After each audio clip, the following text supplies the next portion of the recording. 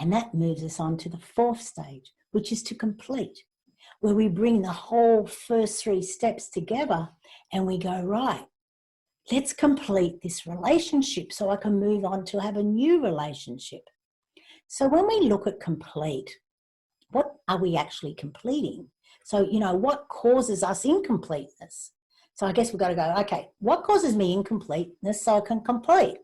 And it's things like your actions, your inactions, and your postponements. So it's all of this wrapped together that is causing you the emotional turmoil. I was speaking to a lady the other day. Her husband passed away a couple of months ago. And she was like, he was sick for 18 months. We'd planned a trip to do 3 years ago and we postponed it. And then he got sick and then we never did it. And she's like, I just wish we'd done it. So it's about her understanding it and deep diving into it so that she can then move beyond it. Because it's no good in just carrying this around all the time. So that as we figure out what causes our incompleteness, then we deep dive in so we can complete it. So how do we complete it? Well, this is a really amazing stage because a successful completion is we are going to write a letter.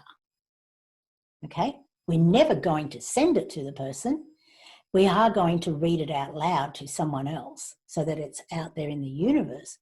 And what do we put in the letter is everything we want to apologize for, everything we want to forgive, and everything we want to acknowledge.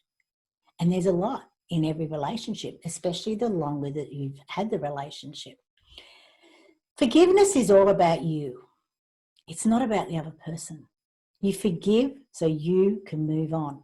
So you're not carrying whatever it is that they have done, said, didn't do, didn't say. And if the person's alive, more often than not, they don't even realize that you are carrying around this stuff about what you don't want to forgive them over.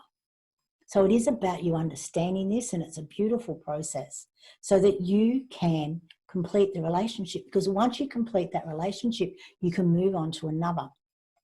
Now, in 1973, I was 16 and I found myself pregnant. I don't know how that happened. Well, yes, I do. Bloody panel bands. But anyway, I found myself pregnant and I chose to adopt my daughter out.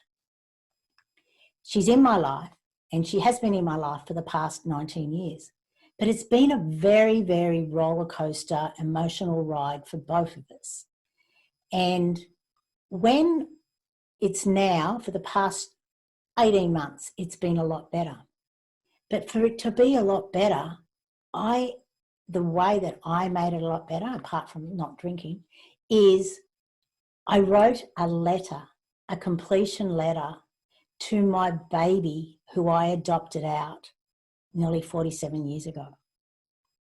That completely changed the two adults in the relationship, me and my daughter, because I could apologize and forgive and acknowledge the gift that I gave her parents more than anything else, but the gift that she has given to me in my life, even though it was very traumatic as a time, as you can imagine. So this really works. Like, it's incredible how this completion letter helps you to emotionally move on and create a better relationship moving forward. Now, after any loss event, you're never going to be the same again. So that's what this is all about. It helps you to complete and then create a new relationship in any way that you'd like to. For example, as at a divorce, a lot of the times, a lot of people, they can't move on. They're still very emotional about it all. Through doing this step, you can then have a new relationship with that person. And then moving forward, especially if you have children, you can have a healthy emotional relationship, which is amazing for the children. Same with doing this when your adult children leave home. Complete the child relationship. Create a new adult relationship with your children where you become more of a mentor. It's just a really great phase for any one of those 40 different loss events.